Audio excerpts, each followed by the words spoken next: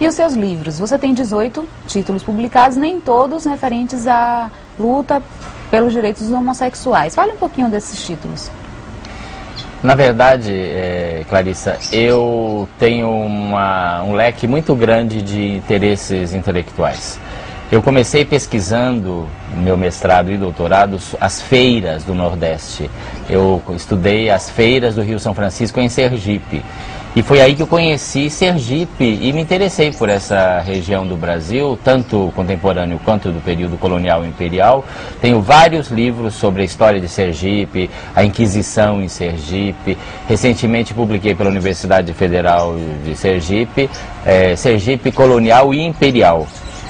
Outro assunto que me despertou interesse durante a minha formação acadêmica foi a questão da demografia histórica, a população do Brasil nos séculos passados, como eram, quantos brancos, negros, casados, solteiros, escravos, livres, enfim, eu estudei sobretudo o Piauí colonial, que é uma região muito pouco estudada, que tem muito a ver com a Bahia, porque muitos vaqueiros da Bahia foram para Piauí para conquistar o sertão e desenvolver as suas boiadas, sobretudo a Casa da Torre, que foi a grande capitalista, né, da expansão do gado nessa região. Então eu me tornei também um especialista no Piauí. Curioso que nesses dois estados, em reconhecimento a esse meu trabalho, eu recebi o título de cidadão. Eu sou cidadão de Salvador, cidadão da Bahia, né, pela Assembleia Legislativa, cidadão de Sergipe e do Piauí, que me honra muito, além de ser paulista e paulistano de nascimento. Outra área que eu passei a me interessar foi a Inquisição. Eu me tornei um grande pesquisador sobre a Inquisição em todas as capitanias brasileiras, do Maranhão, de Minas Gerais, porque eu descobri lá na Torre do Tombo, em Lisboa, que o material, os documentos sobre a Inquisição são uma fonte interminável de história social, história das mentalidades.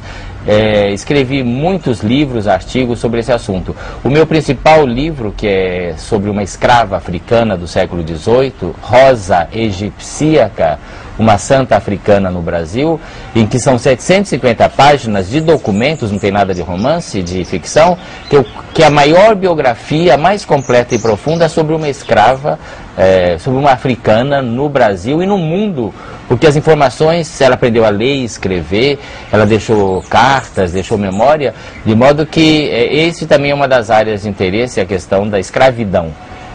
Divulguei um dos documentos mais medonhos que existe na história do Brasil, que é a tortura praticada pelo dono da casa da torre, o Garcia Dávila Pereira de Aragão, que descreve todas as torturas que ele praticava contra os seus escravos. De modo que meus interesses nos últimos anos têm se concentrado na questão homossexual. Eu resgatei toda a história da homossexualidade na Bahia. Eu tenho um dicionário biográfico dos homossexuais da Bahia, onde estão biografados 202 homens e mulheres que viveram como gays, travestis ou lésbicas, né, desde o século XVI até o século XIX. Só peguei os mortos. Os vivos, esse dicionário eu deixo para os meus sucessores, né, recuperarem essa história.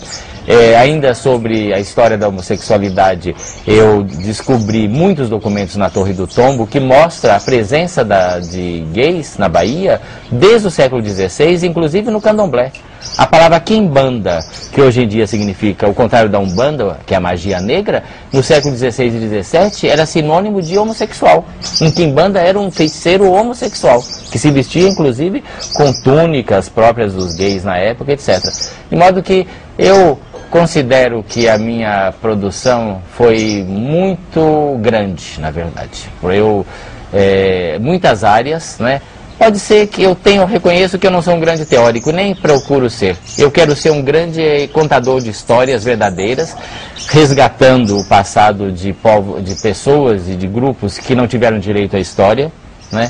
A primeira carta de uma escrava, escrita por ela, fui eu que resgatei lá no Piauí. Chamava-se Esperança Garcia, 1747, e esta é uma das grandes alegrias que eu tenho. Você imagina que o Dia da Consciência Negra no Piauí é o dia da carta da escrava Esperança Garcia que eu descobri. tem nome de hospital, tem nome de grupo feminista que chama Esperança Garcia a partir desse documento. Então essa é uma das alegrias que o historiador tem em resgatar, a partir do passado, a identidade e autoestima de populações oprimidas no presente. Vamos voltar ao GGB, que tem com que você tem uma relação muito forte. Até hoje você é presidente de honra, né, do GGB, e o GGB criou o Oscar Gay. O que significa essa premiação para os homossexuais e hoje, Motti, quem você considera os principais inimigos e os maiores amigos dos homossexuais? O Grupo Gay da Bahia, felizmente, tem vida independente da minha pessoa. Temos uma sede lá no Pelourinho, que eu doei ao grupo, está no meu testamento. É um casarão onde funciona todos os dias, no horário comercial. Temos reuniões às quartas e quintas com travestis, com jovens. Há dezenas de pessoas que frequentam a sede diariamente à procura de preservativos, e não só gays, estudantes que vão fazer pesquisa, jornalistas. Sempre temos exposições de gravuras, fotografias, cartões postais. Enfim, é uma sede muito atuante. Eu acho que poucos movimentos têm uma sede tão frequentada quanto a do Grupo Gay da Bahia. Inclusive temos um pequeno museu erótico, onde são exibidas peças do Recôncavo, de outros estados, tendo como tema o erotismo. Uma das atividades do GGB, que já há mais de 20 anos, logo quando tem o Oscar de Hollywood, se eu não me engano é depois do Carnaval, o mês de março, nós lançamos o famoso Oscar Gay, dando aos amigos o troféu Triângulo Rosa e aos inimigos o troféu Pau de Sebo. Já premiamos centenas de personalidades do Brasil, né? Nossos amigos, o Fernando Henrique Cardoso, Lula, o Luiz Eduardo Magalhães, que era muito simpatizante da nossa causa, Marta Suplicy. Entre os inimigos, né, muitos cardeais, bispos, artistas que falaram mal, jogadores de futebol que desprezaram, juízes, o exército que discriminou gays, militares e assim por diante. De modo que este ano nós já temos uma lista importante de todos, a gente vai guardando, arquivando durante o ano para divulgar no ano seguinte, por ocasião do Oscar de Hollywood. Esse ano já está por exemplo, hoje eu escrevi na lista como candidato para ser incluído o governo da Paraíba, que foi o primeiro estado do Brasil a condenar a homofobia como crime.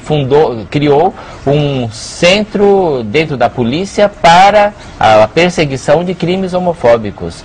Nós incluímos entre os amigos também o governador do Rio de Janeiro, que esteve presente na parada gay do Rio de Janeiro. Até agora, aqui na Bahia, nós ainda não tivemos a presença nem do prefeito, nem do governador. Já mandei um ofício convidando em setembro, segundo domingo de setembro, dia 13 de setembro, para a 8ª Parada Gay, a presença do governador e do prefeito. Eu estive agora na Praia do Forte, o prefeito da cidade, a esposa e o vereador presentes na parada. Apesar de uma parada pequenininha, 500 pessoas apenas, mas a presença do prefeito é um grande apoio que mostra para a população em geral que as autoridades não têm preconceito e dão um exemplo de solidariedade, de apoio a uma luta que é justa, porque o que nós queremos não é privilégios, direitos iguais, nem menos, nem mais. Ok, Motti, muito obrigada.